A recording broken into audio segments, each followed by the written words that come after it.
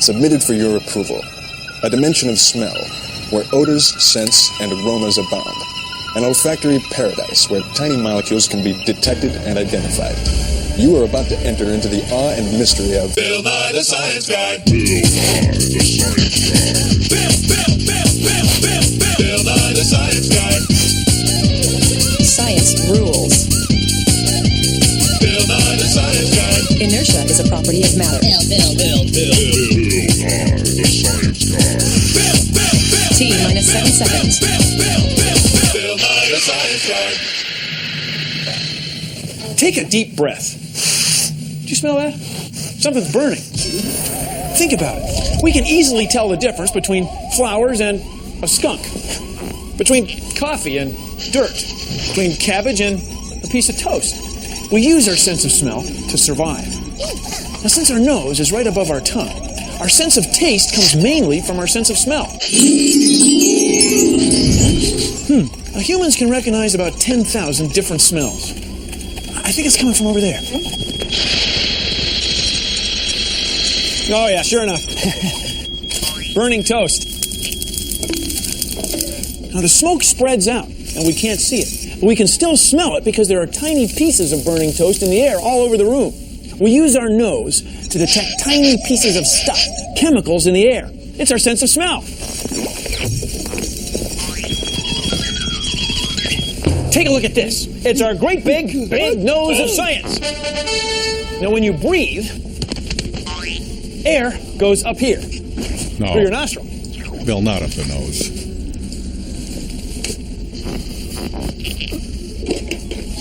Up here. Ooh. In the nostril. See? Then,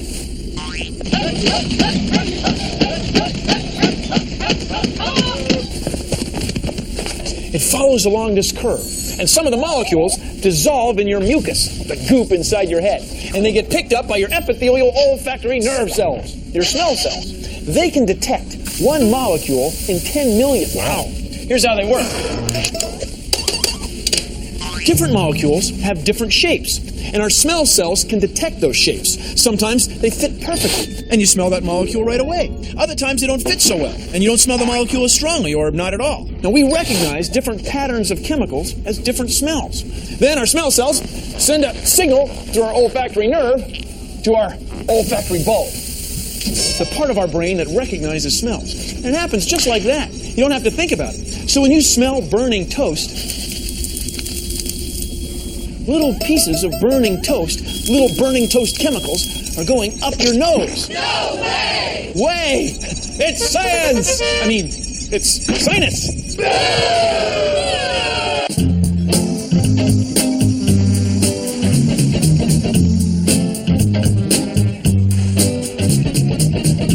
Can I get you two some homemade pie?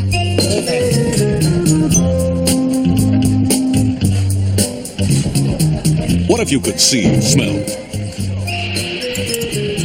the comforting aroma of a cup of cocoa,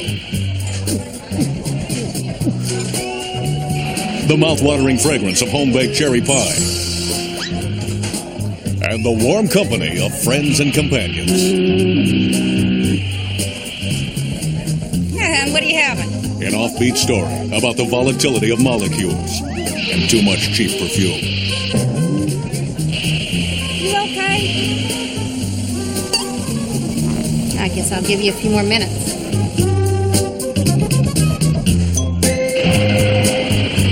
Make it your business to visit the Snoot Tea Cafe, where the coffee's always hot and the atmosphere is always volatile.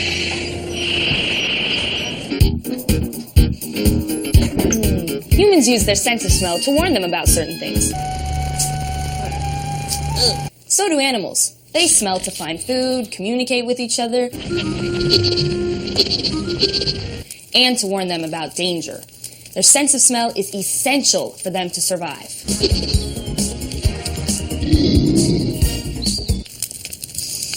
Oh no!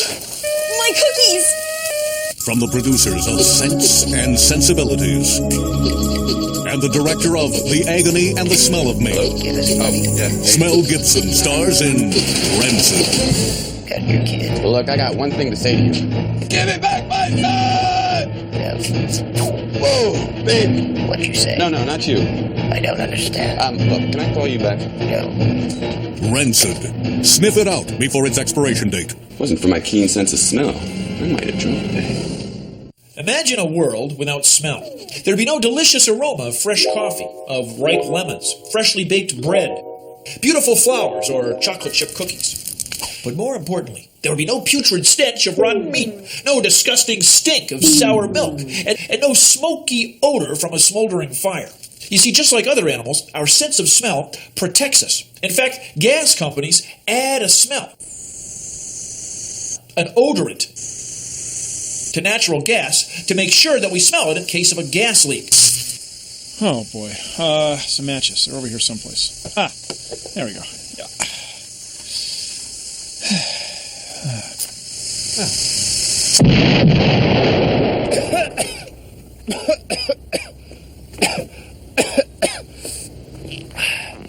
Now, you see, that is exactly what I'm talking about, okay?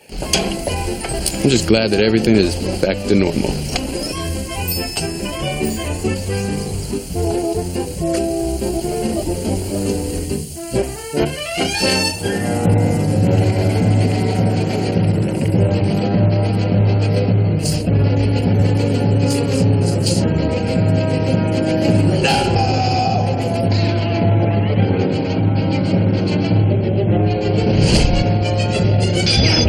Something stinks, and it's coming to a theater near you. It's Rancid.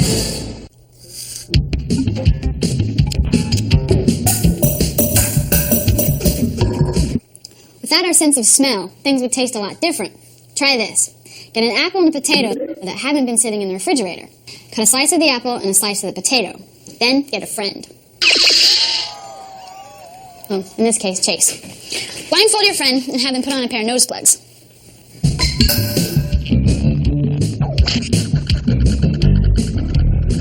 Can you see or smell anything? No, I cannot. Good.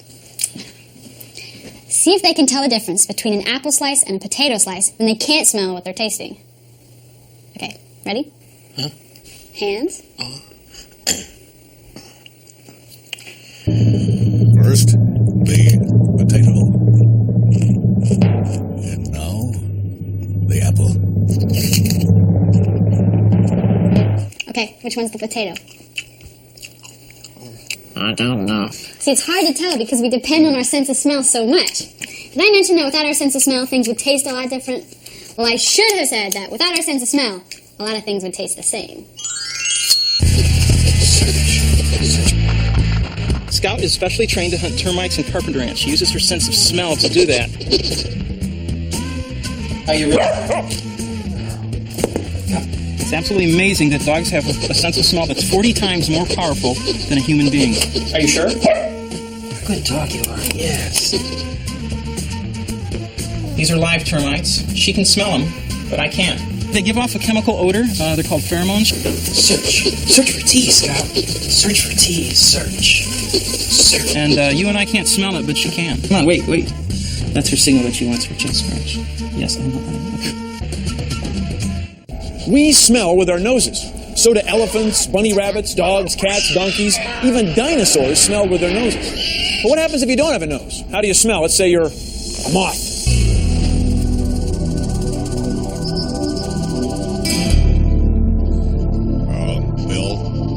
Bill. Moths have very sensitive hairs on their antennae that allow them to smell molecules in the air. Flies have smell sensors on their feet that allow them to smell whatever they're walking on. Fish have smell sensors in their nostrils that allow them to detect tiny concentrations of chemicals in the water they're swimming in. But whether you're a fish, a fly, or a human, when it comes to smell, it's all done with molecules. Oh, boy.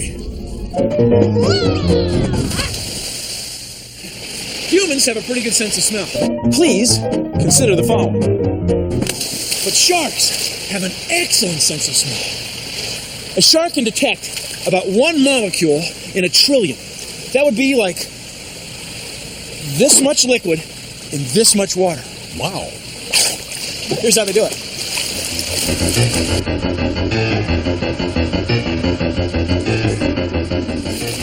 Sharks have a lot more smell receptors in their noses than humans. And 1/3 of a shark's brain is used for interpreting smell information. We humans use only a small part of our brain for smell. See, smell is much more important to a shark, so they can detect very small amounts of molecules in huge volumes of water. Well, thank you for joining me on...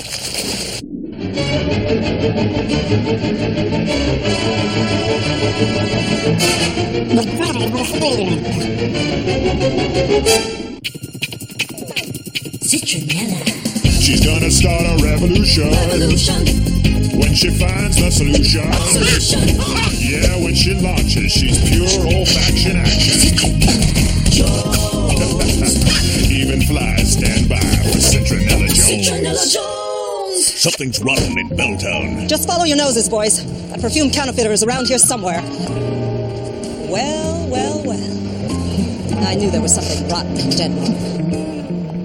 Hey, wait a minute, Citronella. I didn't do nothing. That's not what my olfactory epithelium is telling me.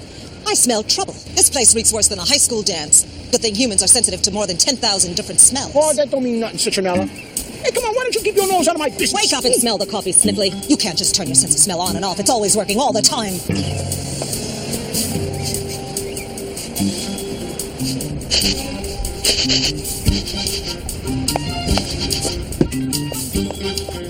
Keep looking, boys. I can smell it's around here somewhere.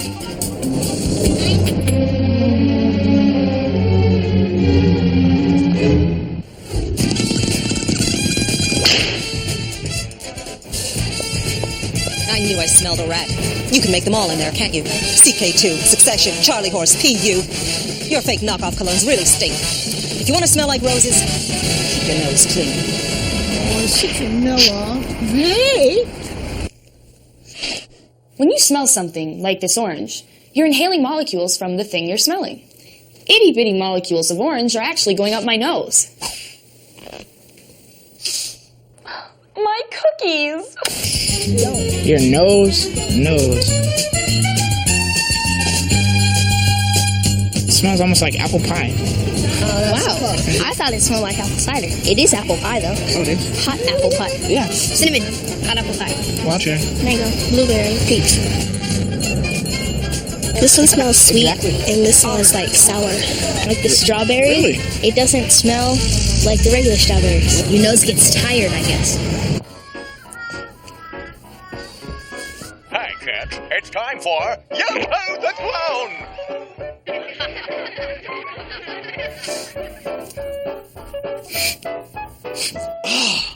Whoa, baby! Your feet stink! How can you stand to stay in here?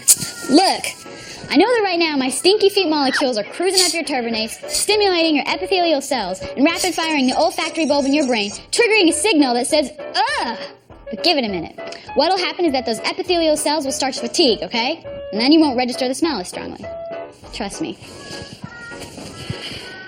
I get that. So what you're saying is that in time, my epithelial cells will stop firing as much, they'll fatigue, and then my brain won't register the stench anymore.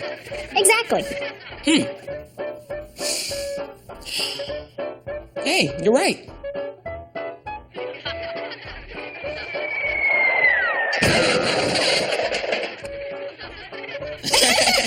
Next week for more fun with Yo-Ho the Clown. Chase, eat these cookies.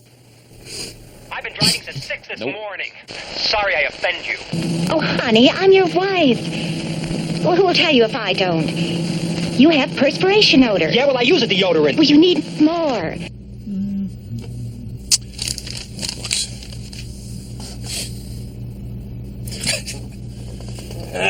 Pond scum. Reminds me when I was a kid, back at summer camp.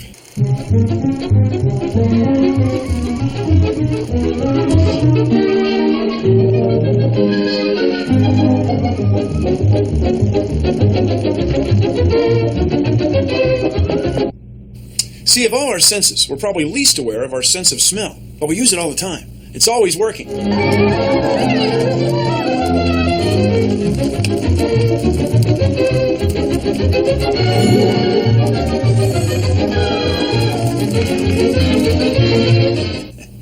And here's the cool thing. Your brain stores all that information together without you even realizing it.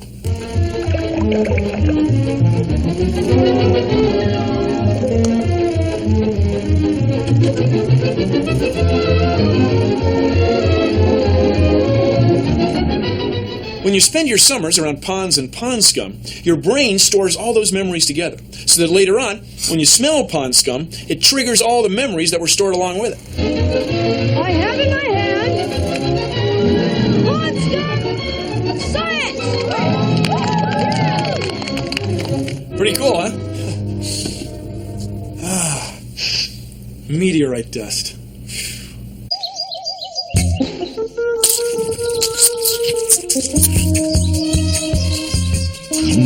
That looks good. Let's say you're an ant. Hello.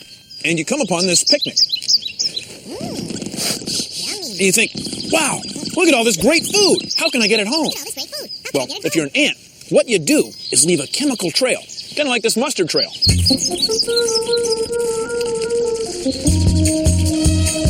All the way back to the nest. Then the other ants can smell the trail with their antenna.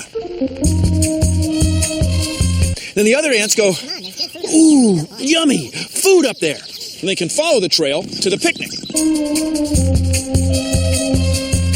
Now, the thing is that ants use chemicals to send all kinds of signals. That's how they communicate. Let's eat. Okay.